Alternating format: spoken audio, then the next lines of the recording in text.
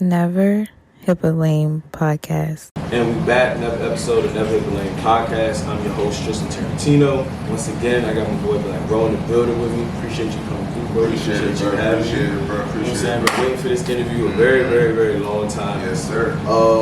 Honestly, first and foremost, I know you're probably tired of doing this, but just to get it out the way for my fans, basic questions. What made you honestly take that jump from artists? Because I think a lot of people think they can do it, and I think a lot of people want to do it from just freestyling for their friends or just making beats on the table. But what made you take it seriously? Like to know that this is what you want to do day in and day out, no matter what. I mean, really, with me, I was just dealing with a lot. Like, you know what I mean? Just like mental-wise, like my pops being in a coma. You know what I mean? Close friends passing away. Like music really was like my therapist in a way. You know what I mean? It was like just an avenue for me to release my pain, honestly. So it was really just healing me. I was basically using music to heal myself in a way. But like I knew this is what I wanted to do when like my brother, he was an artist, like, and he took a step back to like help me. Like, you know what I mean? He put his dreams aside to help me pursue mine. So when I seen that, I'm like, damn, a person's really willing to give up what they want to see me achieve. You know what I mean? That's when I was like, yeah, I can't. This can't be a game. Like, you have to take this seriously. Especially, and then when I started investing, like really putting real bread into it, I'm like, bro, you can't look back now. Like, you got to go full fledged and don't give up. Like, people always expect things to happen overnight. Yeah, for some people it happens like that. For some people it's a long journey. You know what I mean? For sure. Take the path. Don't be scared to like chase your dreams for real. I mean, honestly, it was the same thing with this. Like, because you know we went to school together and just like now doing podcasts and interviews. Exactly, that's what I'm saying. It wasn't easy at first because I think for me, because I know y'all, that was that buffer or that line of like when I'm asking y'all to talk to y'all and speak to y'all, I didn't want y'all to think like I'm cashing in on that history part. Like, I wanted to be where it's like, nah, I really fuck with what y'all doing. I really see what you're doing, and I want to give you a space and a platform to then speak about it, to then have that space. And for you, honestly, I'm not gonna hold you, bro. Like the music you've been making, like that's just hard. Like, appreciate that shit is like even just getting that 2K look. Yeah, for real. Like, that joint, like that's another thing I want to talk to you about. Like, I don't know what goes into that process, but when I seen somebody that I know, it was like, yeah, like you're my player, not even gonna hold you, fool. My player, your songs is intro music. I ain't gonna hold you. That's tough, bro. I'm not even gonna hold you. So what went into that? Like, how did it even happen? Was it like just talk a little bit about that? I actually, because I distribute my music through United Masters. Okay. And United Masters has like basically like a artist select like program. You know, you pay like yearly. You know what I mean? And it just benefits you with like exclusive opportunities like TV, film, NBA, ESPN, all that. Like, you know, during the playoffs, they would always play United Masters. Yeah, United Masters has like that avenue. That's really why I went with them, because like that makes sense. It's perfect. And you know what I mean? They pay you every month. Like, you know what I mean? You get your bread. It's automatic. Like, it's simple and easy. So and they give you none of the bullshit. No bullshit, bro. Like, I mean, I've gone through like DistroKid, TuneCore. But like United Masters just fits for me, like, you know what I mean?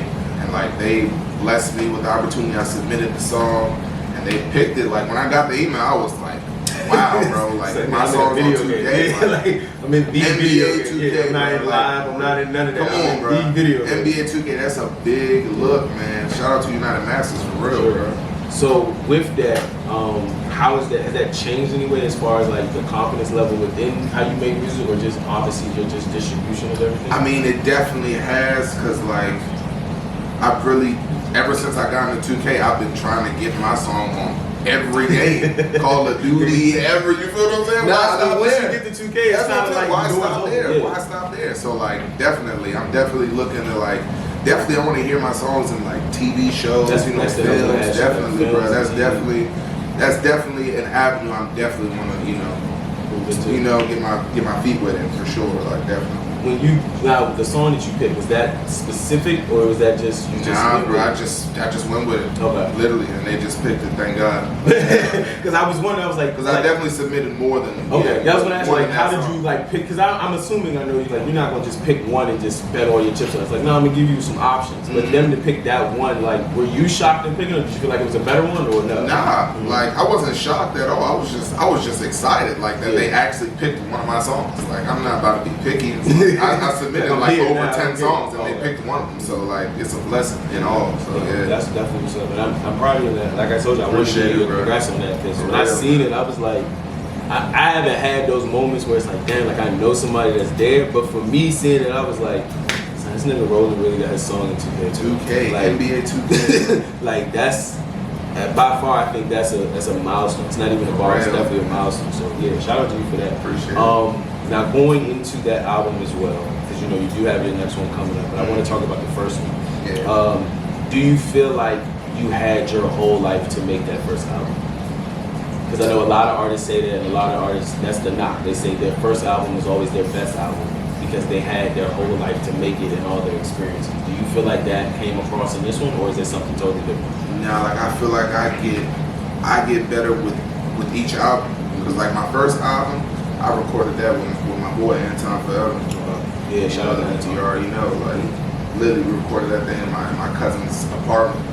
Like we were both fresh in the music game, like just loving, music. And we just, you know what I mean? We literally created that whole album in one, like, within like a week span. Oh, wow. You know what I mean? So like, I feel like I just keep getting better. Like that's really what it's all about. Just keep progressing. Like I'm really just trying to grow through it all. Like, you know what I mean? So I would say like my last album is my best one. Like this one that I'm about to drop is about to be my best one. Cause like I just keep getting better.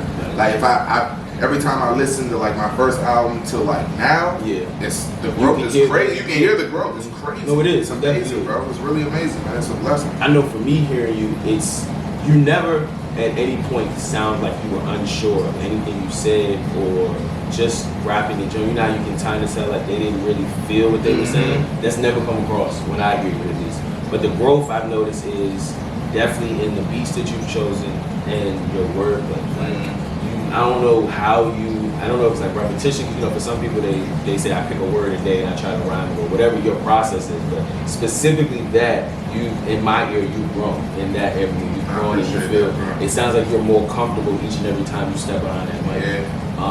But I also wanted to say, like, do you draw comparisons from the first project to now this upcoming one, or are they all separate entities within your career? They're all separate. Like they all hold a different place in my heart. Like, you know what I mean? I was for every album I was in like a different headspace.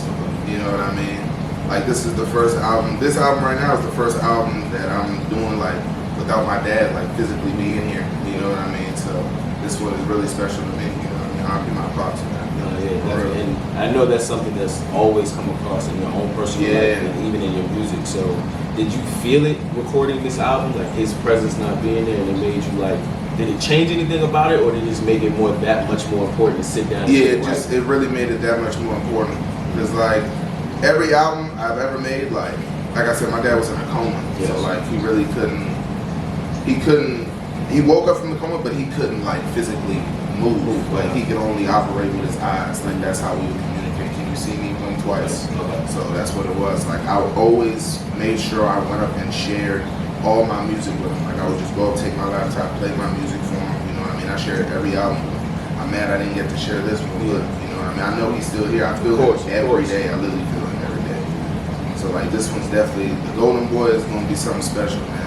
I had to take my time with it because you know what I mean, I was going through a whole bunch of shit, but yeah. Man. And definitely I was gonna say Golden Boy. That's a lofty album title. Like that's saying a lot without saying something. That's like growing up. That's just what my family called me. They always called me like the savior. Like, you know what I mean? I'm the one that's gonna get us out of all this. So that's why they always called me the Golden Boy, literally. And do you feel like that's pressure, or do you just dive right into it? Man, it's life. You know what I mean? Being born in a family and being a man, like you're already obligated to take care of them. You're a man. It's an obligation. Absolutely. You know what I mean? So I don't want to. Regardless, pressure builds diamonds, man. So you already know. Now, switching gears a little bit, I'm sure you have a preference between Drake and Kanye when it came to these two albums that dropped? Not really a preference. Like me, I always like Kanye's my guy. Like production wise, he's one of the best musical minds we have on this planet. So we gotta appreciate that and love that. Like I feel like I can't compare the two. Like it's two different albums to me. You know for sure. I mean? Like you're not gonna listen to the Kanye album and the Drake album in one day. Like I feel like those are two separate days. It's two different moods. You know what I mean? Like that's what I'm saying. But people compare it, and the reason I'm asking you that is because I know for me, I've always looked at Drake as like, I want to say real life, but like what you portray to others in a sense. You're gonna listen to it, and it's gonna put you in this mood where you're gonna feel a way, and you're gonna portray that in music. You know, I'm pretty sure people are gonna hear certain songs and they're like, "That's my mood for the day." Whereas Kanye, like I put to like a whole or anybody else, they're talking from their perspective of on the top looking down, like what they're seeing, almost like this is where I see the mistakes are being made, or this is where it's going through my personal life. So when I listened to Donda, I kind of felt like this was the album he always wanted to make ever since his mother passed. Yeah. He just creatively he couldn't get it out. You know what I'm saying? Like he has those moments where I'm sure like most people do, like you have to go through a process, you have to go through that. Yeah, and it draws parallels, like you said, with the Golden Boy.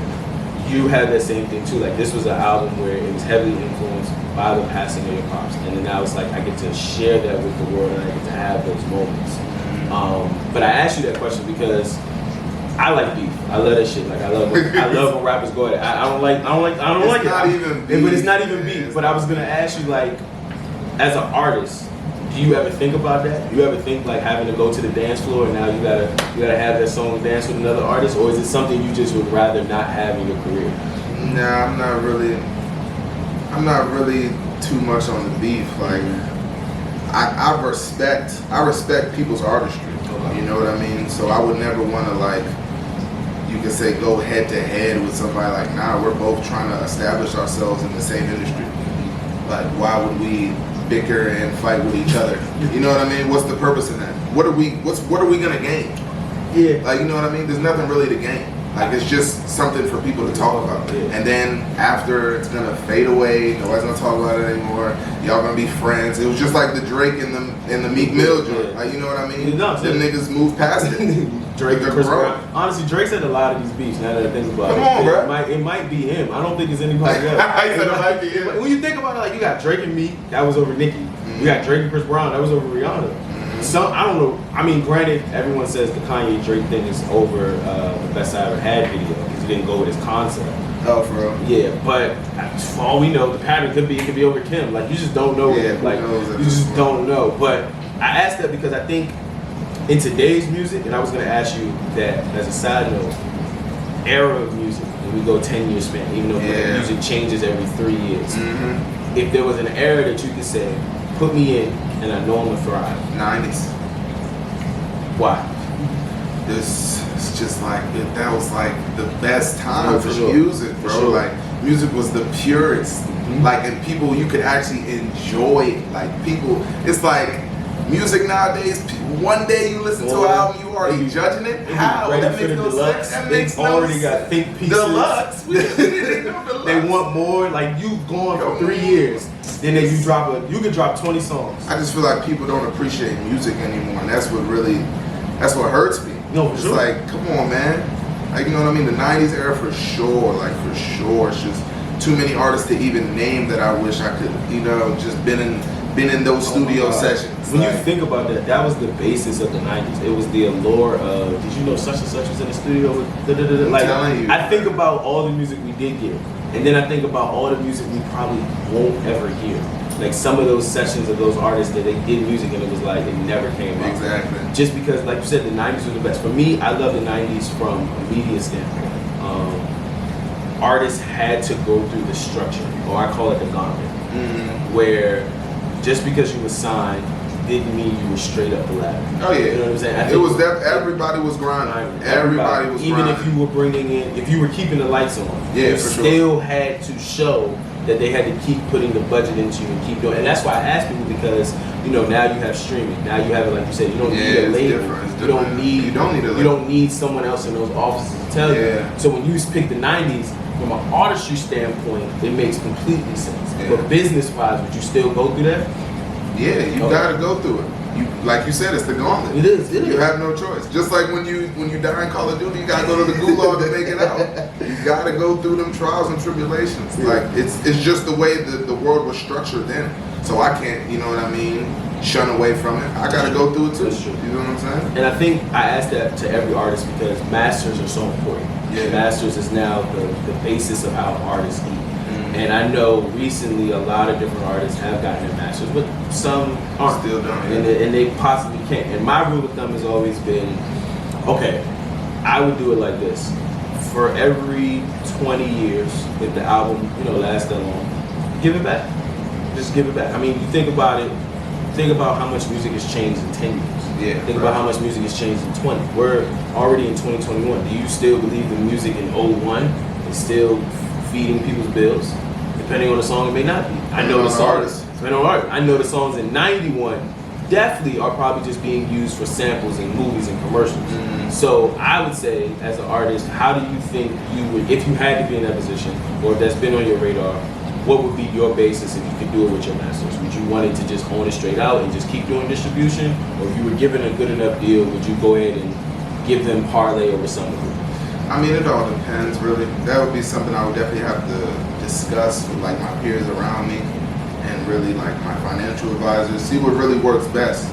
Because at the end of the day, as long as it can benefit like everybody, like my close circle, then we're gonna do whatever, whatever best for everybody. You know what I mean? That's what I'm all about. Like, I'm not just doing this for myself. Like, I wouldn't even be here. Yeah, if it was just me. You know what I mean? So like, I would definitely figure it out, see what works best, and you know what I mean. I'm open to both sides, definitely. So switching back gears into more personally you and everything, was there any moments throughout your career up to this point, or even making an upcoming album, where you just needed a break? You was just like, I can't even focus on it right now, or did you push through those? I mean, definitely push through, for sure. Like, there's definitely been times where I'm just like, and especially when like you see people blow up overnight, that's definitely, it can be discouraging at times. But at the end of the day, like, you just gotta stay true to yourself, bro. Like, really, I put in too much work to quit on myself. For sure. You know what I mean? So you can't let it go to waste. You gotta just stay the course, stay dedicated, stay motivated, and just, you know what I mean? Like I said, keep your head above water, man, and keep chasing your dreams. You gotta stay with it. Like, literally, you have to stay dedicated. If this is the career path you want, it's not gonna happen overnight. Like, even if it does happen overnight, that means you just gotta put in more work. Now you gotta stay there. Exactly. Now you gotta stay You know there. what I'm saying? So. And I think, not to pick and choose, because everybody's gonna want their career, but I would prefer the slow grind. Yeah, I would for sure. prefer the moments of where it's like, all right, I'm gonna try this again. Like, go at it. I know even just outside looking in, that's always my biggest thought when it comes to artists. Like, would you want that rocket ship, or would you want to just take the highway and then be able to look back and say, I remember how far I've come? And I asked that question because musical process, how you make music, how you do music, what does that look like for you? Is it an everyday thing you try to challenge yourself to make a certain amount of songs, or is it really just based off of how your mood and your feelings are at the time? I mean, it's really, you could say it's both, because like, sometimes you really gotta like, sometimes you get like stagnant in a way, you know what I mean? So like, I try to just find ways to just open up my mind. Like, even if it's like picking up a book I wouldn't possibly read on like the normal, or like watching something I wouldn't normally watch, or even like traveling somewhere just to like open up your mind. I just try to like, I try to keep open mind with everything I'm doing. You know what I mean? Especially when it comes to making music, like creating. Especially like I would say,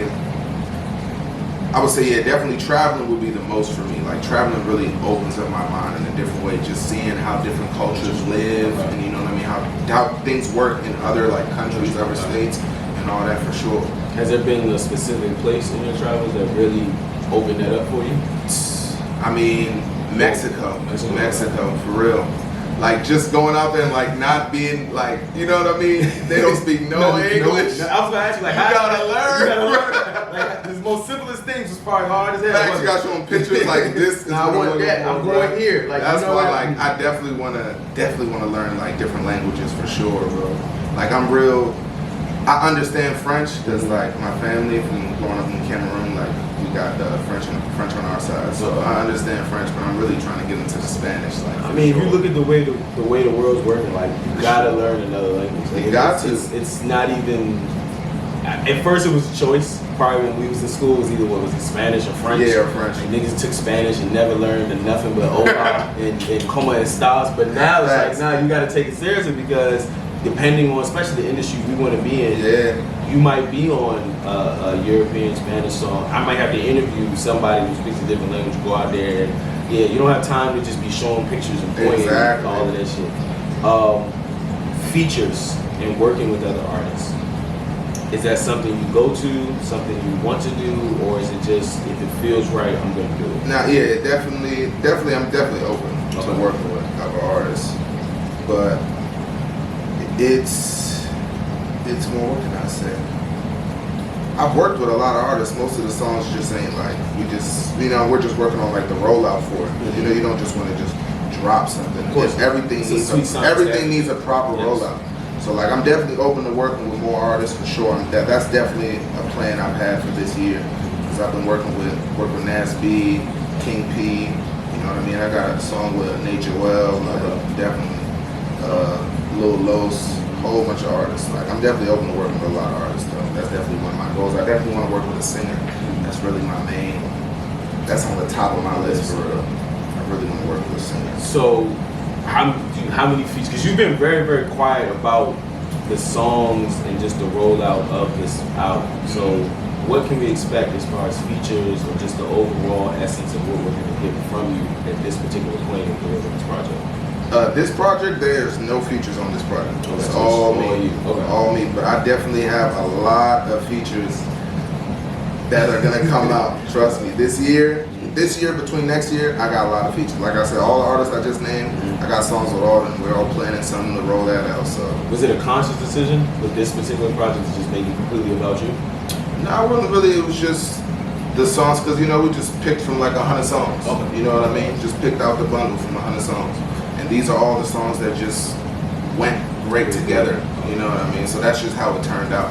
You know what I mean? It wasn't like a personal thing, but most of my projects have been just me. Yeah. I'm just. And that's why I asked the question. Because I know you're working with other artists, but it's really just for you. And for some people that works, and then for some people you kind of want to hear them on another person or with another person. So I wanted to know thought process wise, like, is that conscious or is just literally how it's been playing out? That's just how it's been playing out. Okay. Literally. Has been no conscious. It's just been like we just like team sits down, we listen to the songs, and these are the songs that go. You know what I mean? At any point, are you gonna actually tell us when that shit gonna drop? Because you've been October, man. October. There's a couple days in October. Don't worry, the date will drop before October is here. But October, I'm waiting because I'm trying to give away some free merch. So whoever guesses the date, you know what I mean. You get some free merch, man. October. It's coming out in October. I still need somebody to give me a date. Man. Give me the right date. You get some free merch, man. Go on the way, man. There you go. So before we get up out of here, I ask everybody I interview, and specifically because you're in music, I like to see where y'all headed to that. Two-part question. 5 artists that influence you or really have a heavy impact on your musical career is the first part of it, and then the second part being to make your dream project. You get one producer and 4 features. Who would it be? First, we can go with Erykah Badu, Lauryn Hill, Meek Mill, Lil Wayne, and I would say Mos Def. Those are my top 5 For the influences. For It's sure. a lot of neo soul with a splash of real gangster shit. You know what I'm saying? Meek, that's my dog. Yeah, for life. sure. And what was the second? Second one is dream project. You get one producer. It could be a person or a group, and 4 features. Producer. I think I would probably. It would either be between Kanye or Pharrell. Yeah, Okay. Kanye or Pharrell, and 4 features. 4 features. Andre 3000. So, that's an alien right there. Who else? Andre 3000. Tupac.